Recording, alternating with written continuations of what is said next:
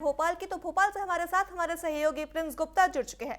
जी Prince, आपसे सबसे पहले पूछना चाहेंगे 300 सांसदों की गिरफ्तारी को लेकर के कांग्रेस ही जो है वोट सत्याग्रह निकालने वाली है, इस पर क्या कुछ जानकारी है और इसके साथ ही ऐसी कौन सी खबरें हैं जो आज दिन भर भोपाल में सुर्खियों में रहने वाली है? जी बिल्कुल, बड़ी खबर यही है फिलहाल कि कांग्रेस जो विपक्ष है वो वोट सत्याग्रह की शुरुआत करने वाला है। वजह है कि 300 सांसदों को अरेस्ट किया गया है और उसके एवज में जो वोट चोरी का आरोप उन्होंने लगाया था वो एक बड़ा कारण रहा है। तो उस वोट चोरी को लेकर वोट सत्याग्रह पूरे प्रदेश में कांग्रेस करने जा रही है।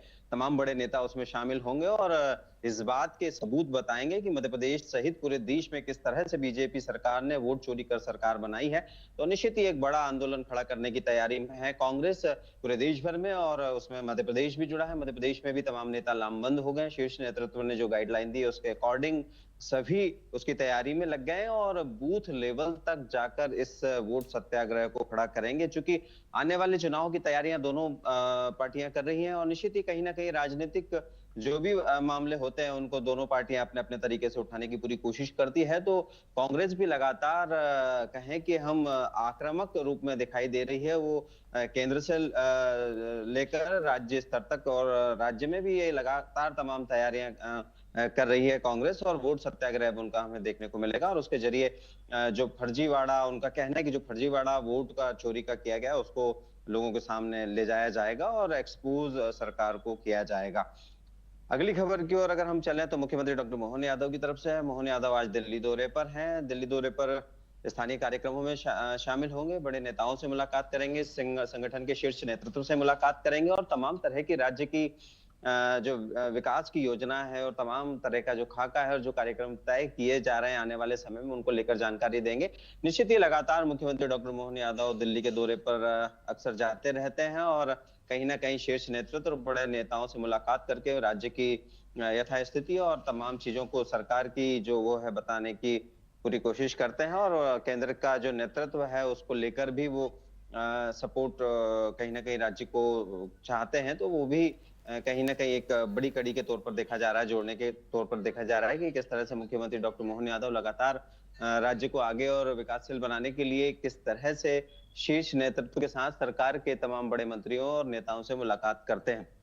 उसके अलावा अगली बड़ी खबर की ओर मैं आपको ले चलूं तो वो है 25 तारीख को धार प्रधानमंत्री आने वाले हैं। उसी परिप्रेक्ष्य में भी मुख्यमंत्री डॉक्टर मोहन यादव प्रधानमंत्री से मिल सकते हैं और धार में मित्र पार्क योजना का शुभारंभ करेंगे और भूमि पूजन करेंगे और तमाम तरह से इस बड़े इंडस्ट्रियल हब को लेकर तैयारियां चल रही है।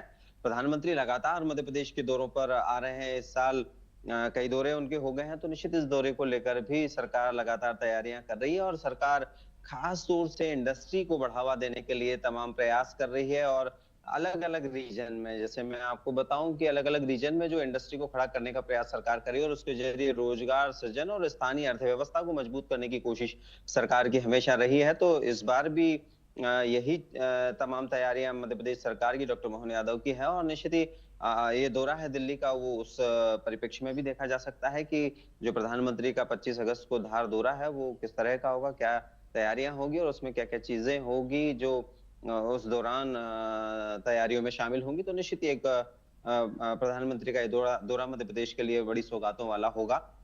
उसके अलावा अगली खबर की ओर अगर मैं आपको ले चलूं तो वो है जर्जर स्कूल भवनों को लेकर। बारिश में अधिकांशतः मध्य प्रदेश के जो स्कूल भवन है पुराने हैं वो जर्जर हो गए हैं, छतें टपक रही हैं, दीवारें टूटी हैं, बैठने की सही व्यवस्था नहीं है। इसके लिए सरकार ने शिक्षा विभाग को आदेशित किया है कि ऐसे जर्जर भवनों को 2 साल के अंदर बेहतर किया जाए, नए भवन बनाए जाए, उन भवनों को रिपेयर किया जाए या बेहतर व्यवस्थाएं किया जाए ताकि जो छात्र छात्राएं हैं उनको बैठने की दिक्कत ना हो। क्योंकि अधिकांश स्कूलों में जो स्कूल है वो स्कूल के छात्र छात्राएं वो बाहर कहीं बैठ रहे हैं या कहीं एक टेम्पररी व्यवस्था के तहत उनके बैठने की व्यवस्था की जा रही है। तो निश्चित ही ये एक सरकार की बड़ी कवायद है कि स्कूल व्यवस्था को बेहतर और अच्छा किया जाना चाहिए, जिसमें भवनों को और बेहतर और सुव्यवस्थित किया जाना है। तो एक आदेश सरकार की तरफ से ये भी है। 15 अगस्त की तैयारियों को लेकर एक खास खबर मैं आपको बताऊं तो जो मुख्यमंत्री हैं और मंत्रिमंडल के सदस्य हैं और कलेक्टर्स हैं, एक आदेश निकला है जिन जिन को जहां जहां पर झंडा वंदन करना है, यानी कि एक तैयारी की गई है और जेडी ने एक सूचना जारी की है और एक आदेश निकाला है जिसमें मुख्यमंत्री डॉक्टर मोहन यादव भोपाल में झंडा वंदन करेंगे। उसके अलावा उप मुख्यमंत्री राजेंद्र शुक्ल शहडोल में, जगदीश देवड़ा जबलपुर में और अन्य मंत्री अलग अलग जिलों में करेंगे। और जहां मंत्री नहीं होंगे वहां कलेक्टर झंडा वंदन करेंगे। यानी कि इंदौर में भी कलेक्टर झंडा वंदन करेंगे। इंदौर के प्रभारी मंत्री भी मुख्यमंत्री डॉक्टर मोहन यादव है, लेकिन वो वहां नहीं करेंगे, तो वहां पर कलेक्टर झंडा वंदन करेंगे। इसके अलावा और तमाम जगहों पर झंडा वंदन की तमाम तैयारियां हो रही है। पुलिस विभाग की तरफ से परेड और सांस्कृतिक कार्यक्रमों की तैयारियां भी खूब जोर शोर से की जा रही है, क्योंकि सरकार का मोटिव है कि हमारी कला, संस्कृति और विरासत को भी आगे बढ़ाना, एक्सप्लोर करना है। तो ऐसे तमाम उत्सव या महोत्सव होते हैं जिनके जरिए हम अपनी कला संस्कृति को लोगों के सामने ला सकते हैं और नई पीढ़ी को उससे जोड़ सकते हैं। तो उस कड़ी में ये भी एक बड़ी तैयारी है कि 15 अगस्त को ध्वजारोहण के साथ साथ तमाम सांस्कृतिक कार्यक्रम होंगे, पुलिस की परेड होगी, उसकी तैयारियां भी लगातार पुलिस महकमे के द्वारा की जा रही है और अंतिम रूप उनको दिया जा रहा है। तो निश्चित ही एक बड़ी तैयारी 15 अगस्त को लेकर भी है और सुरक्षा के चाक चौबंद सुरक्षा इंतजाम भी किए जा रहे हैं, क्योंकि 15 अगस्त है तो तमाम देश में सुरक्षा के बंदोबस्त बेहतर किए जा रहे हैं। तो प्रदेश में भी उसी तरह से लॉ एंड ऑर्डर फॉलो हो, लॉ एंड ऑर्डर के अकॉर्डिंग तमाम सुरक्षा चाक चौबंद हो, फोर्स पूरी तैनाती के साथ हो और निश्चित ही कहीं कोई ऐसी अप्रिय घटना ना हो जो हमारे जो स्वतंत्रता दिवस है उसमें कोई खलल पैदा करे। अगली खबर की ओर अगर मैं आपको ले चलूं तो वो खबर है पदोन्नति को लेकर। जो शासकीय कर्मचारी उनकी पदोन्नति को लेकर हाई कोर्ट ने सरकार से जवाब तलब किया है और उसको लेकर जवाब मांगा है जो मुख्य सचिव उनसे कि पदोन्नति में क्या दिक्कतें आ रही है उसका जवाब दें और इसमें देरी क्यों हो रही है उसको लेकर भी सवाल जवाब सरकार से किए हैं। तो हो सकता है कि कुछ आने वाले दिनों में सरकारी कर्मचारियों की पदोन्नति का रास्ता साफ हो और उसमें सुनवाई जल्दी खत्म हो।